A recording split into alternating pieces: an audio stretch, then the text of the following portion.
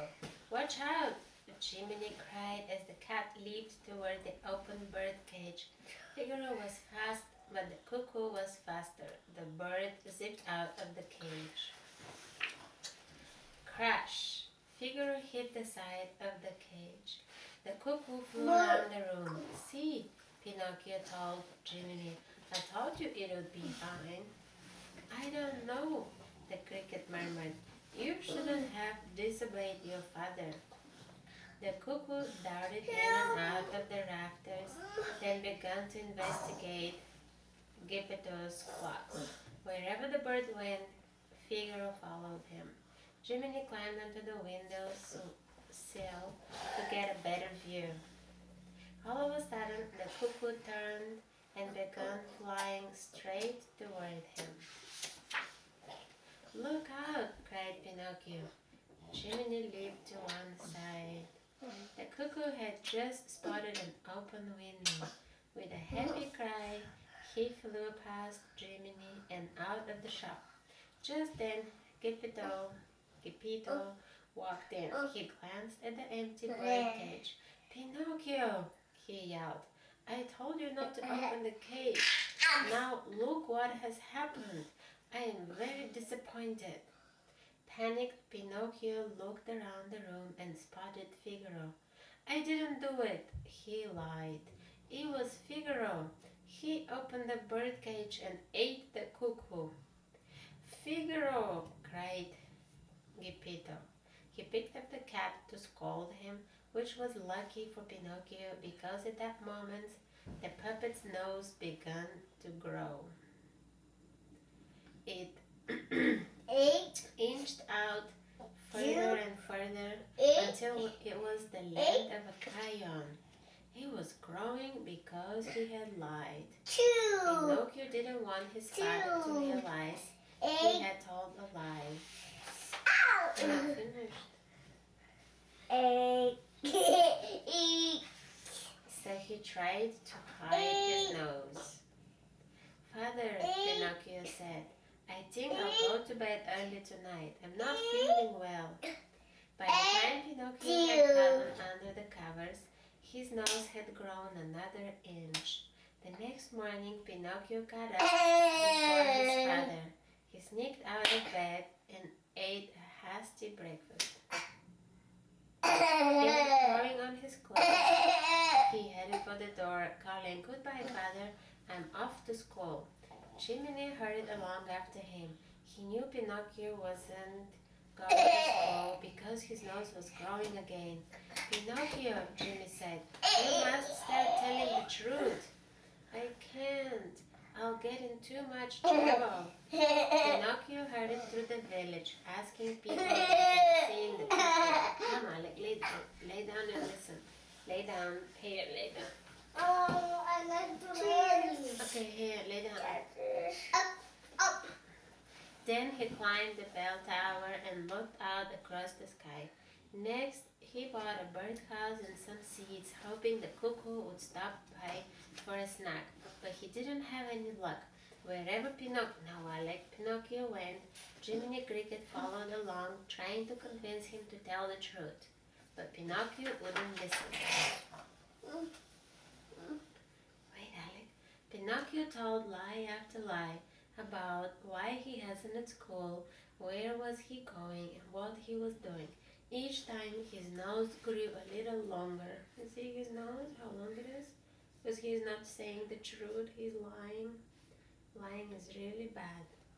At the end of the day, Pinocchio's nose was longer than ever before, and he still hadn't found the cuckoo. Maybe you're right, Pinocchio said with a sigh. It's time to tell the truth. The puppet began to walk back through the streets of the village. Jiminy had to run ahead to clear a path.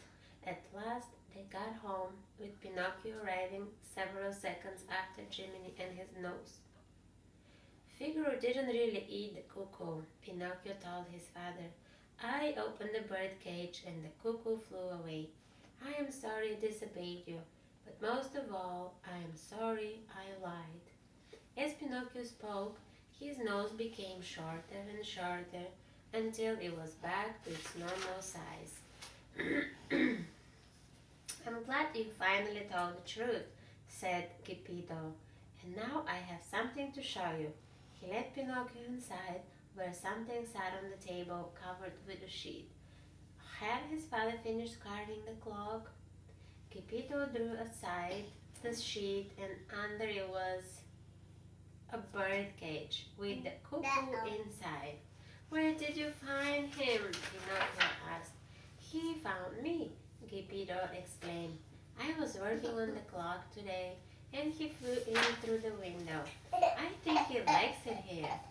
He should, Pinocchio said. It's the best home anyone could ever want. No, don't do that. I'm sorry, listen.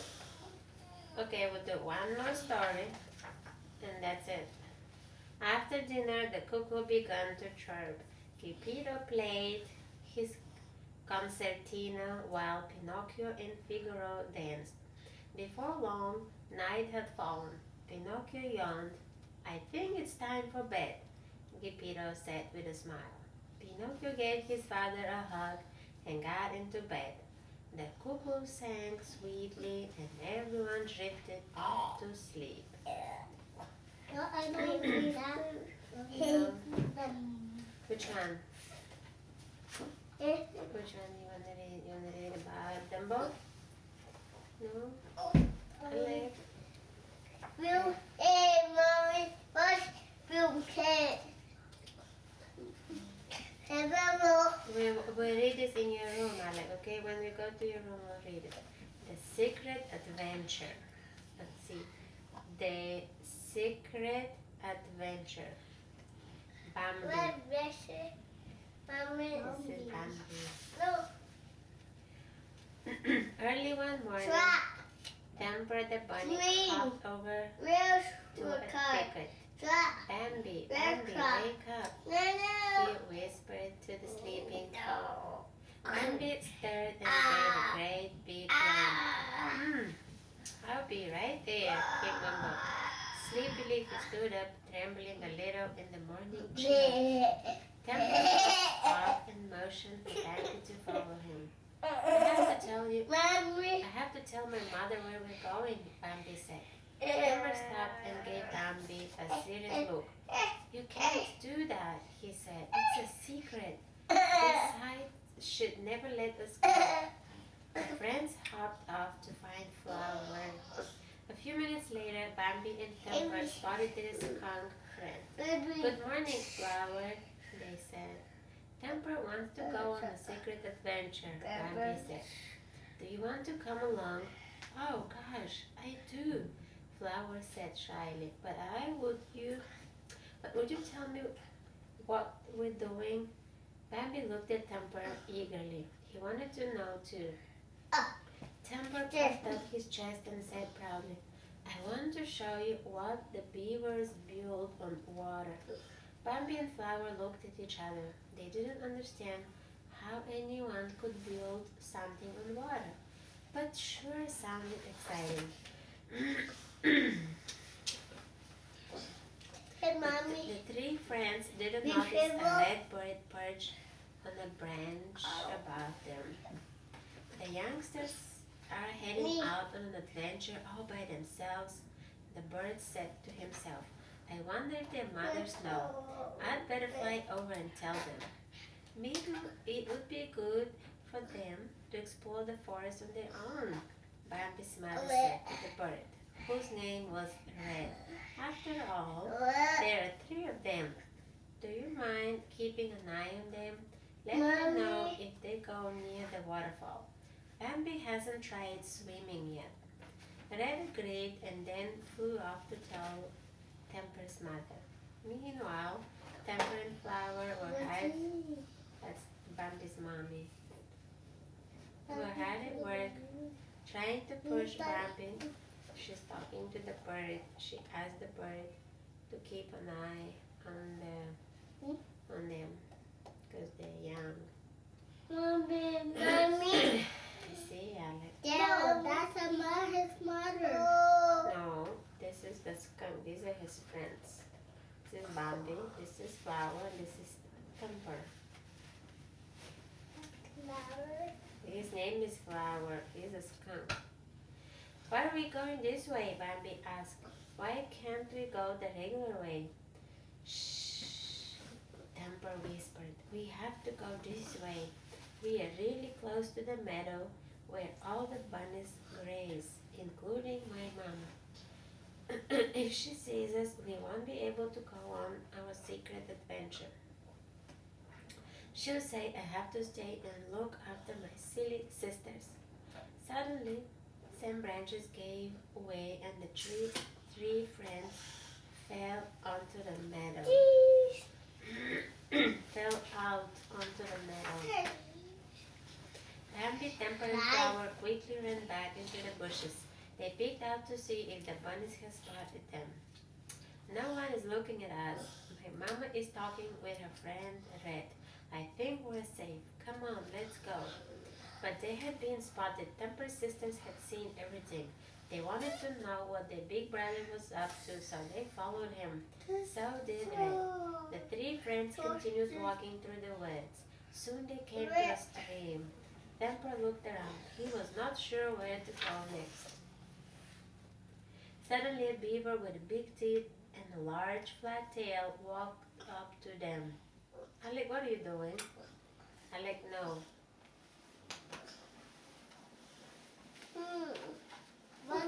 What's the beaver saying? What's the beaver Alec, saying? go bring the towel from the bathroom. Where? From the bathroom. You need to wipe the book. Look at all the mess that you did. Go bring the towel, Alec, from the bathroom. The big one? The one that you can reach. The small one. Yes, small. Not that one. The other one. Yes, that one. What are you doing?